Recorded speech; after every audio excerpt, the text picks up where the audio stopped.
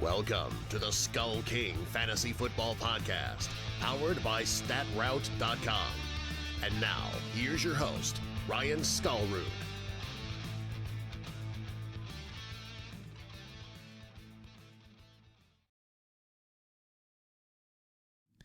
Hello and welcome to another episode of the SkullKing Fantasy Football Podcast. My name is Ryan Skullroot.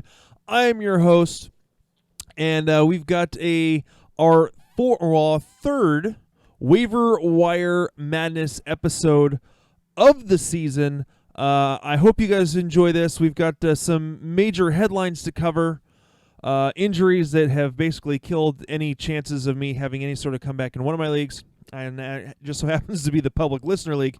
So that being said, why don't we go ahead and get in? We got a couple announcements. Then we'll get into the headlines, and then we'll hit up some Waiver Wire Madness. Starting off the announcements, make sure, again, hit that subscribe button, whether you are listening on iTunes or Google Play, Stitcher, CastBox, any of the multitude of podcast listening services. Please hit subscribe.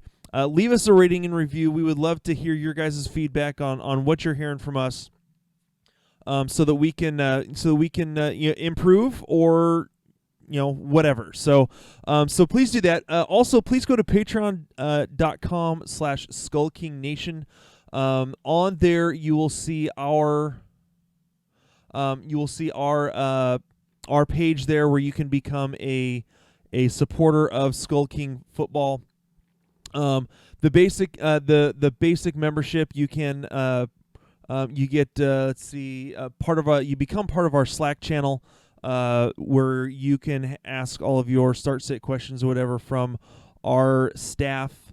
They will be able to answer your questions. You basically by being part of this, you get first crack at us. We are more likely to answer your questions on Slack than we are to necessarily catch all of them on our Facebook group or anything like that. So also there's there's other tiers where you can move up and get more and more stuff. Discounts on all SkullKing merchandise. An hour worth of consultations, video consultations with me. So guys, check that out, and we hope that you support us and become members of the SkullKing Nation. One last thing is we've got a couple, or at least one new thing in the works that we're hoping to make an announcement either later this week or next week. We're doing what we can to expand our content and our ability to help you not only in season long but in DFS, in Dynasty. And so we've got a little thing that we're working on right now that hopefully we'll be able to announce pretty soon. So again, looking forward to seeing where this goes. So, all right. So why don't we go ahead? That's it for the announcements. Why don't we go ahead and hop into today's headlines? Today's headlines. And starting it off, Saquon Barkley. He is out 4 to 8 weeks with a high ankle sprain. Some people say that it's possible for him to come back a little bit sooner. Usually with high ankle sprains, it's not looking good. One of the speculations is that Saquon Barkley the Giants may actually sit him through, their week 11 bye, or 10 bye, so that he can come back for the last 6 games, which would be great, and he can come back for, the fantasy playoffs or right at the run up into the fantasy playoffs, which would be wonderful. It would be great to have him back even sooner than that, especially, considering I know how many people use their first the first overall pick on him. So hopefully he is able to come back sooner than that.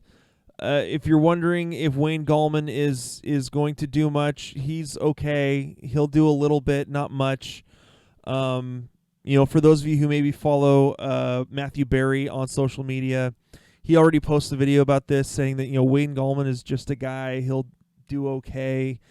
He'll really only be a flex play. Daniel Jones may lead the league or may lead the team in maybe not carries, but at least rushing yards a lot of weeks while Saquon Barkley is out. So Story number two, Cam Newton has already been ruled out for week 4. It's amazing how a team can have confidence in a quarterback that completes more than 70% of his passes, or more than 60% for that matter, which Cam Newton has historically had a hard time. I want to say he's maybe had one season of around 65% completion percentage. Kyle Allen, 73% completions was 19 for 26. 261 yards, 4 touchdowns. Now, again, I understand this is against an Arizona team that is giving up tons of points and tons of yards to everyone. They are a terrible, terrible defense. That being said, he's a backup quarterback that was still able to get it done. So, for those of you who had the guts to use him in a matchup with a crappy defense, congratulations. I don't see him necessarily putting up the same numbers this next week. I think I actually have... No, I don't have who he's playing. So I believe they're playing maybe Houston. Yeah, they're playing against Houston. And Houston's given up a ton of yards on defense. They've given up the 14th most fantasy points to the defensive position. So they haven't struggled a little bit in terms of the pass defense. So Kyle Allen may be a streaming option in deeper leagues, 14 to 16 team leagues. That's really about the only place I'd really want to use him. So, moving on to story number 3. This was kind of an obvious take, according to of what I saw on Sleeper. I believe it's from an interview posted on ESPN. Aaron Rodgers has stated that 4 targets isn't enough for Davante Adams, and the entire fantasy community agrees. I think anyone who pays attention to football or the NFL in general knows that 4 targets for Davante Adams is not enough. Matt LaFleur stated that Jimmy Graham needs the ball too. He said that it's on him and the rest of the coaches. Quote, "You always want to get your playmakers the ball, and Davante is a premier playmaker in the league. So is Jimmy." Well, Davante is. Jimmy's kind of past his prime and, can get a couple things done here and there, but that's about it. So Davante Adams, hopefully this will cause an uptick in not only his production, but if Davante Adams' production is going up, that means that Aaron Rodgers' production is going up, and he won't just be a quarterback 15 or 16 on the season. So, hopefully, this is a good thing for everyone involved with the Green Bay offense. So, a few other notes as we finish up the headlines.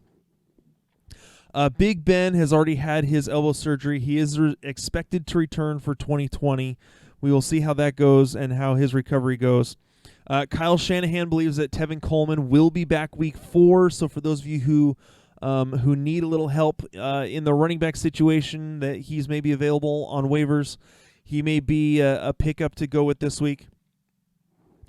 T.Y. Hilton re-aggravates his quad injury, according to Frank Reich.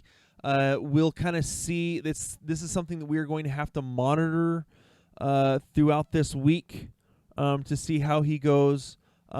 They're still wondering how he's going to progress. The Raiders apparently want to get Josh Jacobs more involved in the pass offense, want to get him more targets. They're doing okay in terms of the short yardage targets with Darren Waller getting 14 targets a game. But I do understand how they want to get Jacobs more involved so that he's not just getting 14 carries for 40 yards. So, Sam Darnold has not been medically cleared yet to start practicing again from his bout with mono. So we will see how he can do coming back in week 5. I believe this is week 4. They had their bye week this week. So again, we'll kind of see how that goes going into week 5. It may be more of the Luke Falk project. And the last story that we're going to go over real quick, AJ Green is not practicing. However, he is moving in the right direction, according to head coach Zach Taylor. Will not play against Pittsburgh Monday night. So hopefully in the next few weeks we'll see some AJ Green action, and hopefully be able to see him on the field. So that is it for the headlines. We're going to take a little break right here for a second, and then we will hop into the Waiver Wire Madness. Waiver Wire Madness. All right, getting into the waiver wire, we're going to get through these pretty quick here. Starting off with the quarterback position, Mr. Daniel Jones. This week, in Week 4, he has a home matchup against the Washington Redskins, who have given up the 4th most points to the quarterback position. You know a defense is struggling when they give up, 3 or 4 touchdowns to Mitchell Trubisky through the air. I am a firm believer that this Washington defense is not very good, and so I think that Daniel Jones can have another solid game. I'm not expecting him to blow the doors off the place again. I mean, if you look at this last week, what did he finish with? About 300 passing yards, 2 rushing TDs, 2 passing TDs. Did have a couple of fumbles. So being a rookie, he is going to make those kinds of mistakes. But again, he's only 18% owned, so I think that he's widely available. For those of you who are streaming quarterbacks, I think that he is a possible solid pickup for this week. The next option is Andy Dalton versus Pittsburgh, 32% owned. Pittsburgh has given up the 6th most fantasy points to quarterbacks. They had a pretty good week this past week. It was okay against Jimmy Garoppolo. Garoppolo's struggled a little bit. I want to say one touchdown, 2 interceptions. But I know that the 2 weeks before that, they definitely struggled against Seattle. So I think that Andy Dalton is a pretty solid pickup. It is an away game against Pittsburgh, and it is a division rivalry, so we'll kind of see. It's a Monday night game. If you're desperate, I think that Andy Dalton could be an okay pickup. I would rather use Daniel Jones against Washington than Andy Dalton against Pittsburgh, simply because rivalry games like that, division rivals, where teams are actually in it and can play all right. I prefer Daniel Jones, even though that one's a divisional matchup too. I'd prefer Daniel Jones at home than Andy Dalton away. So that's why I'm going that way. So moving on to the running backs. We've got a little bit of a list here. So at running back, number 1, Chris Thompson. Again, all of these are owned in less than 50% of leagues. And I use Yahoo for this list. Chris Thompson playing at the New York Giants, 44% owned, has been pretty solid. I want to say tonight had another 10, 11 points in full PPR. And so even in half PPR, he's putting up 8 to 9 a game. With how their defense gives up a massive amount of points, Case Keenum is forced to have to throw the ball a lot, and when they're in catch-up mode, Chris Thompson's the running back that they use. So I think he'll be a pretty decent flex play in PPR, possibly even in half PPR. But I think half PPR, I think you could probably go with a wide receiver, maybe a better option. But again, in full PPR, Thompson is a solid flex option, I believe, for this next week against the Giants. Second one is Wayne Gallman. Really, the only reason for Wayne Gallman is the fact that Saquon Barkley is out. Again, I mentioned what was said about Gallman by Matthew Berry. I agree with it. Wayne Gallman isn't great. He's had some okay games. I still think that Daniel Jones is going to lead this, could likely lead this team in rushing over the next few weeks while we wait for Saquon Barkley to come back. So he's only 7% owned, so he's widely out there. I know that it's mainly the guys that are going to be going after him are Saquon owners. If you want to be that guy and take Wayne Gallman and try to trade to a Saquon owner or whatever, this is more of a out of desperation than anything. So Justin Jackson. Now this may seem like an interesting pick. Justin Jackson at Miami, 29% owned in leagues. I know that Austin Eckler right now is like the number 3 running back in fantasy.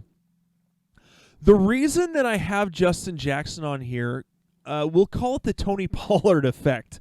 Last week against Miami, the Dallas Cowboys pretty much had run over the Miami Dolphins.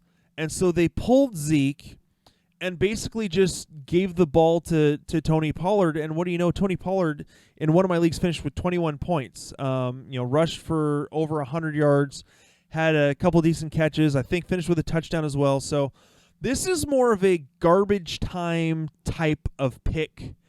If you are in a league that you're desperate for running backs, a deeper league, I'm in a 14 and a 16 team league. The 16 team league, I think I might have Justin Jackson, and so I may be forced to play him this week because I lost Saquon Barkley. And so he's a guy that, again, this is a garbage play type of move that I think he could provide value if the Chargers can really get off to a hot start and they're playing Miami, and Miami seemingly can't play any defense. So next up is Rex Burkhead playing at Buffalo, 25% owned. He had a decent game this last week. Again, James White was out because of the birth of a child. So I think that with how much Sonny Michel is struggling, like, what was it, like 7 or 8 carries? I think it was like 7 carries for 8 yards, but he had a touchdown on a 2-yard dive. He is really, really struggling. So I think with Sonny Michel struggling the way he is, they may get Rex Burkhead a little more involved in the run game. We'll see. James White, for the most part, is going to be staying as the passing down back. They may try to get Damian Harris involved. I don't know.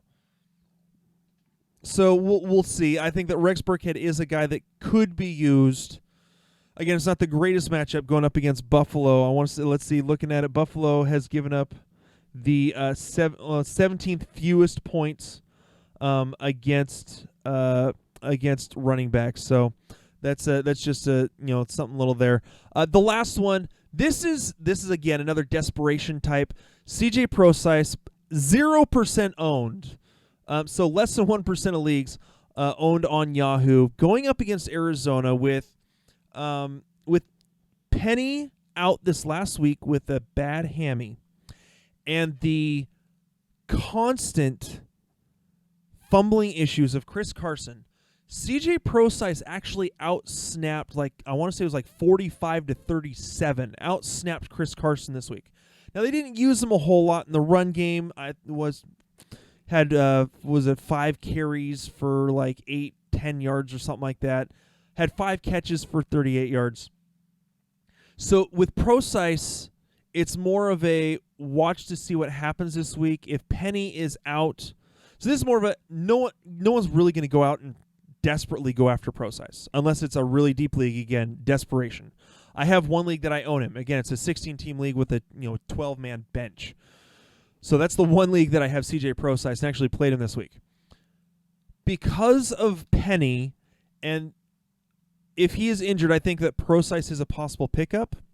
In a deeper league, maybe play him as a desperation if your morning doesn't go well. It's at Arizona, so it's going to be a West Coast game, later start. So it's going to be in that 4:30 for the East Coast, 4:30 for the East Coast in terms of when this game is going to start. So you'll have gone through the early slate of games already. Prosise is a possible play if Penny is out, because if Chris Carson struggles again, it's CJ Prosise. So he is the next best guy. I think the next one behind him is Travis Homer, the rookie. So Prosise is a desperation throw. Prosise is a guy to maybe keep your eye on. Watch to see how Penny does the rest of this week in terms of injury. So, Arizona. Oh, that's right. He was a last-minute pick, so I didn't have Arizona's where they're at in terms of or how their defense is. Moving on to the wide receivers, Mecole Hardman going against Detroit. Detroit gives up the 10th most fantasy points to wide receivers. They're playing in Detroit. And while, you'd think home field advantage, for me, I see this Kansas City offense, and they'll be playing on turf, and so they're going to be freaking fast. I think that Hardman and Robinson could put up big points. This is going to be this could be a really fun game to watch. 49% owned. I definitely think that Hardman is a guy to own for this week. I think that he is going to continue to put up points. It was an 83-yard touchdown or whatever it was this last week. Had a 70-plus yarder taken away the week before because of a penalty. He is the real deal. I think that he is definitely filling that Tyreek Hill type of role. So, moving on, number 2, DJ Chark. Now, it's not the best matchup. He's going up against Denver in Denver, and Denver's given up the third fewest points to wide receivers, 41% owned. But DJ Chark has become the main guy for Gardner Minshew to throw to. Let's say through 3 games, he's got 17 targets, 15 catches, 277 yards, and 3 TDs. So he's playing pretty solid, about 92, 93 yards a game, averaging a touchdown a game. So he is going to continue to be the main target for Gardner Minshew in the pass game. So he is the guy that I really have my eye on. While he may not be the best play this week, moving forward, I think that he'll have some good matchups to be targeted for later on down the road. Our number 3 is Philip Dorsett. Again, going against Buffalo, not the greatest matchup. They've given up the Buffalo's given up the 11th fewest fantasy points to wide receivers. However, with Tom Brady as your quarterback, you're never counted out. And Philip Dorsett obviously was the main benefactor of Antonio Brown getting released. I think that he fills kind of that mid-range route tree very, very well. So I think that he could be in for a solid game. Possibly in for a solid game against Buffalo, depending on how they play against Edelman. Edelman should be okay for this week, according to the injury report. Nothing serious from what they've seen, so he should be okay. So Philip Dorsett, again, he's going to be the third wide receiver, but could still have some fantasy value for this week. Moving on to the tight ends. Number 1 is Will Dissly, going up against Arizona, who has given up the most points to tight ends in fantasy right now. Will Dissly is on 46%. I believe that Will Dissly is now 3rd on the team in targets after having 5 targets last week, 7 targets in this game on Sunday. Now, again, I know that Seattle was out of its element in terms of running the ball because of the early turnovers and the special teams blunders. They were forced to go into catch-up mode throwing the ball. Now, because of that, they had no choice but to throw the ball more. Will Dissly, I want to say his touchdown was the last play of the game, which was meaningless. Basically, at that point, it was a stats patter. But again, he is being targeted. The only 2 people getting more targets than him are Tyler Lockett, who has 14 targets and 11 targets, I want to say, in the last 2 games. And DK Metcalf, who's averaging, I want to say 6, 8, and 6 over the last 3 games. So, other than that, Will Dissly is getting the most work. So, I definitely think that Dissly is a solid addition and could be in for a big week against a very humble Arizona defense. Number 2, Vernon Davis going up against, again, the New York Giants, who have given up the 7th most points to the tight end position. He's only owned in 20% of leagues. Again, it's going to be weeks, like we said, before Jordan Reed is available to come back from the concussions. His career may be over. Tough night tonight for Vernon Davis, but again, they were going up against the Chicago defense. He's not a guy who's necessarily going to win you weeks. He's going to have some good weeks, but he's averaging, 3 catches and 40 yards a week. So he's not going to get you a 0 most likely. And again, the New York defense has been struggling. They've given up the 7th most points to the tight end position so far this year. So a couple kind of dart throw type guys. These are ones that you don't necessarily want to go out and just get off the waiver wire, but watch the injury reports. Hayden Hurst going up against Cleveland, 2% owned. Mark Andrews had some struggles with his foot. 7 targets, only 3 catches this last game. Did not have a very good week. We'll see how that foot does this next week. He played on it the last 2. If he doesn't, Hayden Hurst is the one that's going to step into that role where Lamar Jackson likes throwing to his tight end. So again, he is the guy to add kind of later in the week. Watch the waiver wire or watch the injury reports on Mark Andrews. And the last one, Dawson Knox going up against New England. He's another guy that long shot dart throw, kind of wait and see. New England has given up the 8th fewest points to the tight end position. Their defense, they haven't played great offenses in the Jets and the Miami Dolphins. That being said,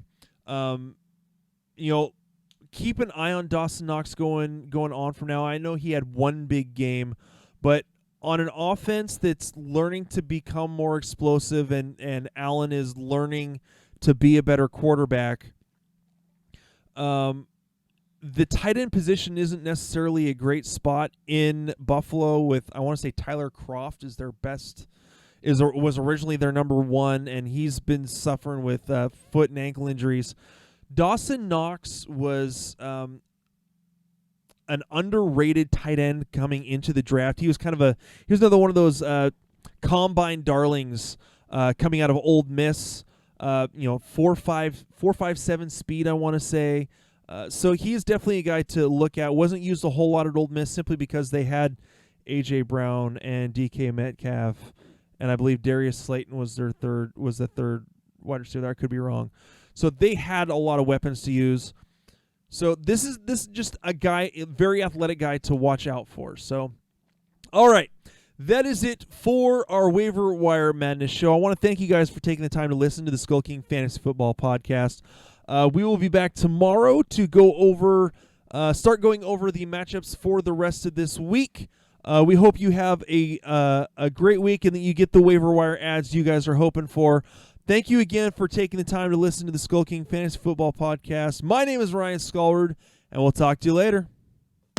Hey, SkullKing Nation. Thank you for listening to the SkullKing Football Podcast.